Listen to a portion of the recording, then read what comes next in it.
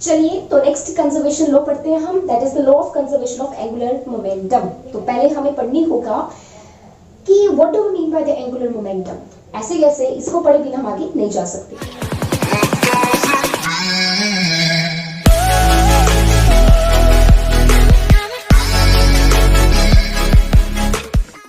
तो angular momentum के बारे में पढ़ने से पहले आप ये देखिए, दो तरह के मोशन कंपेयर करते हैं। एक है लीनियर मोशन, एक है rotational motion. Linear motion means this is linear motion. Rotational motion means this is rotational motion. Means when we are moving in a straight line, it is linear motion, and when we are rotating, it is rotational motion. Linear, rotational. Okay?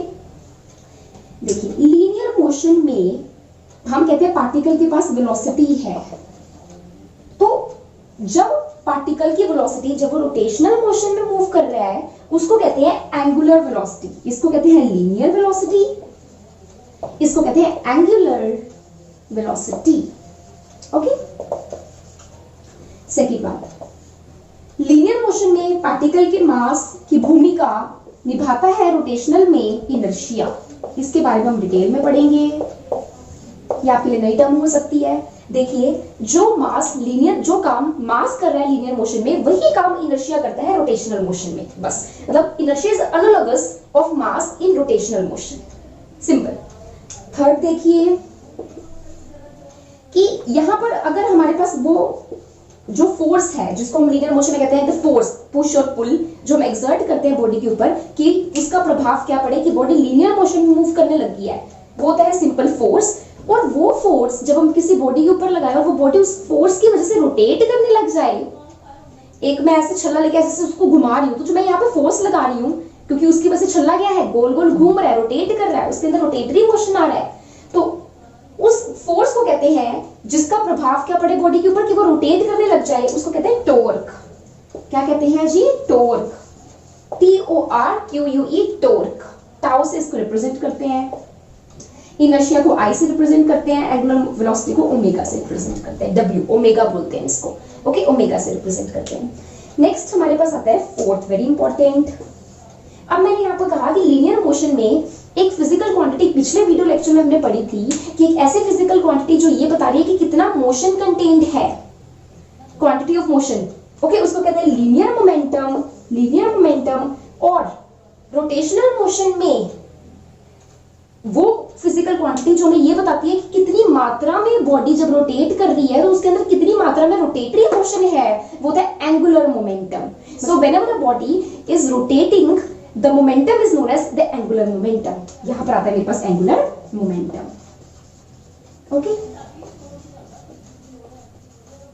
तो angular momentum क्या हो गया? एक ऐसी quantity जो हमें ये बता रही है कि जब बॉडी रोटेट कर रही है उसके अंदर कितनी मात्रा है मोशन की, उस रोटेटरी मोशन की, वो एंगुलर मोमेंटम। जो काम लीनियर मोमेंटम का था, लीनियर हमारे पास मोशन में, वही काम एंगुलर मोमेंटम का है एंगुलर इसमें रोटेशनल मोशन में। ये देखते हैं law of conservation of angular momentum क्या कहता है।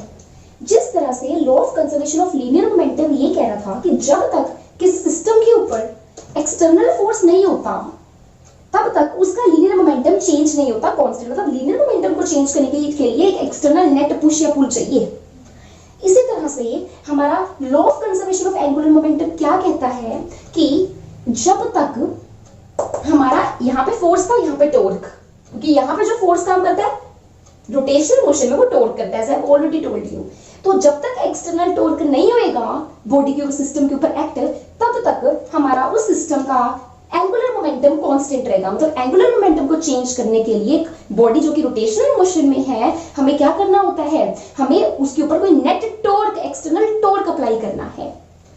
इसकी स्टेटमेंट क्या होगी law of conservation of angular momentum की, कि until unless no external torque is applied on the system, the angular momentum of the system is constant. It remains conserved. So to change its angular momentum, we need to apply the external torque. तो अब हम यहाँ पर देखते हैं कि angular momentum की conservation का एग्जांपल क्या है। बड़ा इंटरेस्टिंग है। देखिए, हमें पता है लीनियर मोमेंटम मैथमेटिकली क्या होता है, product of mass of the body, जिसका लीनियर मोमेंटम निकाल रहे हैं, and its velocity, linear velocity. तो एंगुलर मोमेंटम क्या होगा, वो प्रोडक्ट ऑफ मास, वहां पे मास था, यहाँ पे मास का काम कौन करता है, इनर्शिया। जब बॉडी रोटेशनल मोशन में होती है तो मास का काम करता है इनर्शिया। तो मास की जगह इनर्शिया, और यहाँ पे होती है लीनियर वेलोसिटी, यहाँ पे होती है एंगुलर वेलोसिटी। इनर्शिया को आई से रिप्रेजेंट करते हैं, it is inertia of body and it is angular velocity. So mathematically this angular momentum is the inertia and angular velocity का प्रोडक्ट। अब इसका एग्जांपल देखिए, बड़ा इंपॉर्टेंट एक एग्जांपल है। हमने डाइवर्स को देखा है। डाइवर्स मतलब जो ऊपर से छलांग मारते हैं, बीच में करतब दिखाते हैं हवा में और फिर नीचे पानी में चले जाते हैं, कूदी मारते हैं, ये हमें पता है। डाइवर्स क्या करते हैं, हमने ये देखा कि अगर ये हमारा पूल है, यहां से हमारे डाइवर आई, उन्होंने यहां से जंप किया, ओके, तो क्या होता है, यहां पर तो उनकी वेलोसिटी जो है वो बहुत तेज हो जाती है, ज्यादा होती है, ओके। यहां मतलब वो जिस एंगुलर वेलोसिटी से यहां पर रोटेट करते हुए आते हैं नीचे, वो बहुत ज्यादा होती है। पर जब वो यहाँ पूल पे जंप करते हैं तब उनकी एंगुलर वेलोसिटी है वो कम हो जाती है, तभी तो इजीली जंप कर लेते हैं। ऐसा वो कैसे करते हैं, इसकी हेल्प से, L is equals to I omega की हेल्प से। कैसे, लेट अस सी दैट। देखिए वो कह रहा है क्योंकि डाइवर जो है, जब वो हवा से कूद कर ऐसे अपने करतब दिखाकर पानी में गिर रहा है, उसके ऊपर कोई एक्सटर्नल टॉर्क नहीं लग रहा। अगर उसके ऊपर कोई एक्सटर्नल टॉर्क नहीं लग रहा तो इस लॉ ऑफ कंजर्वेशन की हेल्प से हम ये कह सकते हैं कि उसके एंगुलर मोमेंटम में चेंज नहीं आना चाहिए।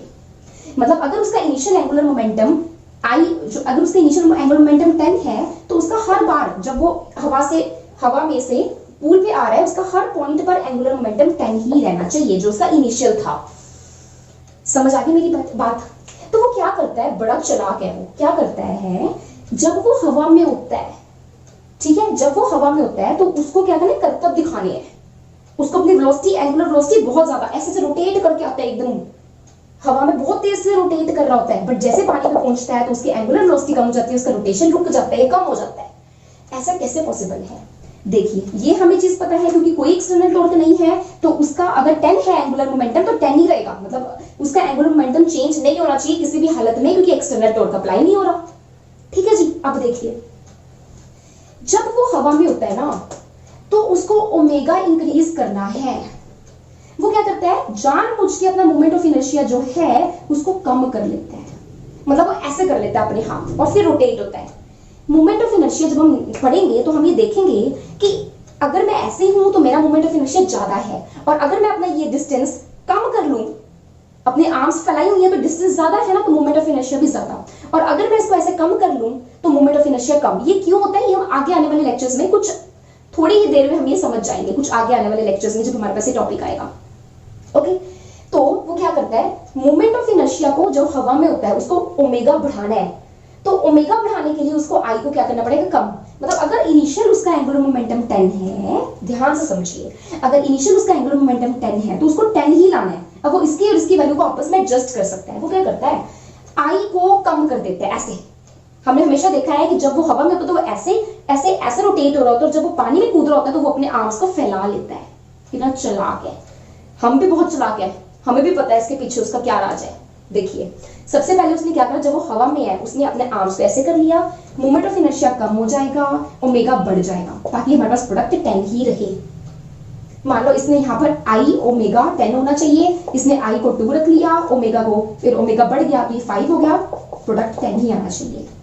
पर जब वो यहाँ पे पूल में पानी में कूदी मारने लगता है, तब वो अपने आर्म्स को ऐसे फैला लेता है। आर्म्स को फैलाने का मतलब उसने मोमेंट ऑफ इनर्शिया को 5 कर दिया, क्योंकि प्रोडक्ट 10 ही होना चाहिए, तो अगर आई बढ़ा तो ओमेगा को कम ही होना पड़ेगा, ताकि प्रोडक्ट हमारा 10 ही आए, प्रोडक्ट हमारा कांस्टेंट आए। ठीक है, तो ये 2 हो गया, प्रोडक्ट चेंज नहीं हो रहा। वो क्या कर रहा है, आई को कम कर रहा है, जब उसको ओमेगा तेज चाहिए, क्योंकि आई कम होगा तो ओमेगा बढ़ेगा, ताकि आई तो ओमेगा कांस्टेंट रहे। फिर वो जानबूझ के आई को बढ़ा देता है, क्योंकि अगर आई बढ़ेगा ओमेगा कम हो जाएगा, वो इजिली कूद जाएगा पानी के अंदर, अदरवाइज उसको चोट लग सकती है, इजिली कूद जाएगा। तो इजिली कूदने की वजह से वो आई बढ़ा देता है, ताकि प्रोडक्ट तो कांस्टेंट ही रहना है। तो आई बढ़ेगा तो ओमेगा को अपने आप को कम करना ही होगा, ताकि आई इंटू ओमेगा 10 या कांस्टेंट ही रहे।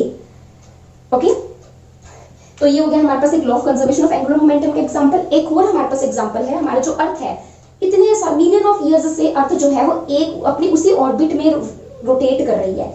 क्यों रोटेट? क्योंकि उसका एंगुलर मोमेंटम चेंज नहीं हो रहा। क्यों नहीं हो रहा? क्योंकि अर्थ जो है उसके ऊपर उसको कोई धक्का तो नहीं लगा रहा, उसके ऊपर कोई एक्सटर्नल टॉर्क नहीं लग रहा। क्योंकि अर्थ के ऊपर कोई एक्सटर्नल टॉर्क नहीं लग रहा तो वो उसी एंगुलर मोमेंटम से सालों साल सन के अराउंड रिवॉल्व कर रही है और अपने एक्सिस पर भी रोटेट कर रही है। क्या आप जानते हो कि किस स्पीड से अर्थ रोटेट करती है? It is around 67,000 miles per hour से वो सन के अराउंड रिवॉल्व करती है। 67,000 माइल्स पर आवर और अराउंड 1000 माइल्स पर आवर से वो अपनी एक्सिस पर रिवॉल्व करती है। तो ये हो गया हमारे पास law of conservation of angular momentum.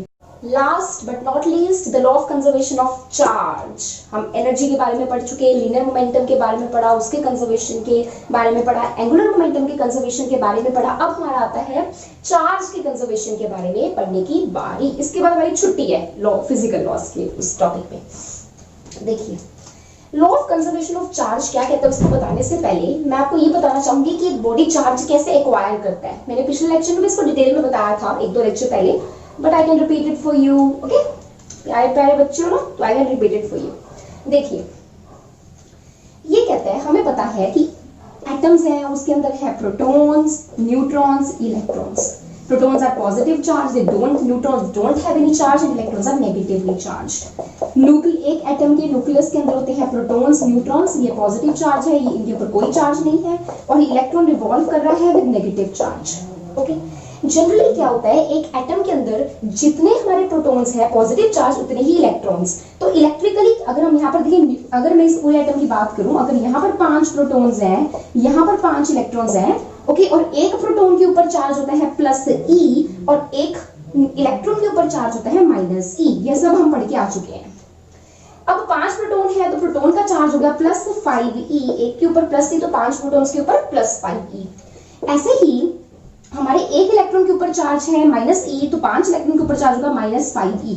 Total charge क्या है? प्लस 5e माइनस 5e, 0, शून्य चार्ज एक एटम के ऊपर है। पर अगर मैं इनकी मात्रा को सेम ना रहे दूं, 5 प्रोटॉन 5 इलेक्ट्रॉन ना रहे, 5 प्रोटॉन 6 इलेक्ट्रॉन हो जाए या 5 प्रोटॉन 4 इलेक्ट्रॉन हो जाए, तो हमारे पास इस पूरे एटम के ऊपर चार्ज एक्वायर हो जाता है, तब ये शून्य नहीं रहेगा। देखिए जरा, अगर मैं कहूं कि एक इलेक्ट्रॉन हमारा आ गया, कितने इलेक्ट्रॉन हो गए? 6 इलेक्ट्रॉन। 5 पहले थे, एक आया, 6 इलेक्ट्रॉन हो गए। एक इलेक्ट्रॉन के ऊपर माइनस ई चार्ज है तो 6 इलेक्ट्रॉन के ऊपर क्या होगा? Minus 6e। अब देखिए प्रोटॉन है हमारे पास, अब प्रोटॉन कितने हैं? 5 प्लस 5e, इलेक्ट्रॉन है 6 minus 6e plus 5e minus 6e बन गया माइनस e। तो बॉडी के ऊपर चार्ज हो गया माइनस e। मतलब एक इलेक्ट्रॉन के आने की वजह से माइनस e, इसी तरह से 2 आएंगे माइनस 2e, 3 आएंगे माइनस 3e, n आएंगे माइनस ne। अब चलो जी, अब मानो कि एक इलेक्ट्रॉन हमारा चला गया, तो पहले 5 थे, अब हो गए 4, ये 5 ही रहे, ये नहीं आ जा सकते, ये तो बेचारे अंदर डक के बैठे हुए हैं, इनको नहीं आने देता न्यूक्लियस। ओके तो ये नहीं आएगा बाहर, तो ये इसके पास 5 प्रोटॉन्स प्लस 5e चार्ज, 5 थे, एक चला गया, 4 electrons minus 4e charge, plus 5e minus 4e plus e, तो इसके ऊपर अब चार्ज हो गया प्लस e। एक इलेक्ट्रॉन के जाने की वजह से प्लस e, 2 जाएंगे प्लस 2e, 3 जाएंगे प्लस 3e, n जाएंगे प्लस ne। मतलब एक इलेक्ट्रॉन के जाने आने की वजह से प्लस माइनस ne चार्ज होता है। अगर n इलेक्ट्रॉन्स आए तो माइनस ne, n गए तो प्लस ne, तो plus minus 1e plus minus 2e plus minus 3 up two plus minus ne, इस तरह का चार्ज अटेन होता है। तो एक एटम के ऊपर कब चार्ज अटेन होता है बच्चों? जब इलेक्ट्रॉन गए या इलेक्ट्रॉन आए। मान लो, पूरी कहानी छोड़ो, ओके, मान लो 5 प्रोटॉन थे प्लस 5e चार्ज, 5 इलेक्ट्रॉन थे प्लस माइनस 5e चार्ज, ठीक है। एक चला गया, चलने वाले का एग्जांपल ले लेते हैं, एक चला गया, क्या रह गया? 4 इलेक्ट्रॉन्स माइनस 4e चार्ज हो गया। ये जो इस पूरे के ऊपर हमारा क्या अटेन हो गया? Plus 5e minus 4e plus e, एक इलेक्ट्रॉन के जाने की वजह से। अब जो ये इलेक्ट्रॉन गया है वो कहाँ गया है? वो किसी बॉडी के पास गया। समझ आ गई मेरी बात? वो जिस बॉडी के पास गया उस बॉडी ने ये वाला इलेक्ट्रॉन गेन करा, और एक इलेक्ट्रॉन जब आता है तो क्या चार्ज होता है मेरा? माइनस ई। तो ये बॉडी के पास हो गया माइनस ई। मतलब इसमें से एक इलेक्ट्रॉन गया तो इसके ऊपर चार्ज आया प्लस ई, तो कोई और बॉडी के पास गया ना, जिस बॉडी के पास वो गया उसके ऊपर चार्ज आया माइनस ई। तो अगर मैं सिस्टम का चार्ज देखूं, इसने अटेन करा प्लस ई, इसने अटेन करा माइनस ई, कितना हो गया चार्ज? 0। फिर से न्यूट्रल, मतलब पहले अगर ये दोनों इसके पास भी कोई आना जाना नहीं था इलेक्ट्रॉन का, इसके पास भी नहीं था, इसके चार्ज जीरो, इसके चार्ज जीरो, टोटल हमारा सिस्टम का चार्ज जीरो। जब इसमें से गया तो इसने जितना पॉजिटिव एक्वायर किया, तो वो जब इसके पास आया इसने उतना ही नेगेटिव एक्वायर कर दिया, तो जितना पॉजिटिव उतना नेगेटिव, फिर से हम शून्य पर आ गए, शून्य से स्टार्ट शून्य पर खत्म। तो ये law of conservation of charge क्या कहती है कि चार्ज को आप कभी भी डिस्ट्रॉय नहीं कर सकते, आप कभी क्रिएट नहीं कर सकते। आप ये नहीं कह सकते यहां से एक इलेक्ट्रॉन गया तो प्लस ई चार्ज यहाँ पे हमने तो बना दिया, नया चार्ज बना दिया, नहीं। जितना आपने यहाँ प्लस ई बनाया ना, उतना आपने यहाँ माइनस ई भी बनाया, तो आपने प्लस ई माइनस ई शून्य ही बनाया। आप मतलब charge can neither be created nor be destroyed. समझ आ गई? इसमें हमारी डेफिनेशन होती है कि charge can neither be created nor be destroyed. क्यों? क्योंकि जितना एक लूज करता है इलेक्ट्रॉन, जितना वो उस इलेक्ट्रॉन को लूज करके पॉजिटिव होगा, कोई और उसको गेन करके उतना ही नेगेटिव, तो उतना पॉजिटिव उतना negative would cancel out, zero charge. So ये थे हमारे physical laws. I hope you understand the lecture videos. And अगर आपको लगता है कि ये प्लेटफॉर्म में आपको कुछ सीखने को मिल रहा है तो प्लीज लाइक एंड सब्सक्राइब करना मत भूलिए।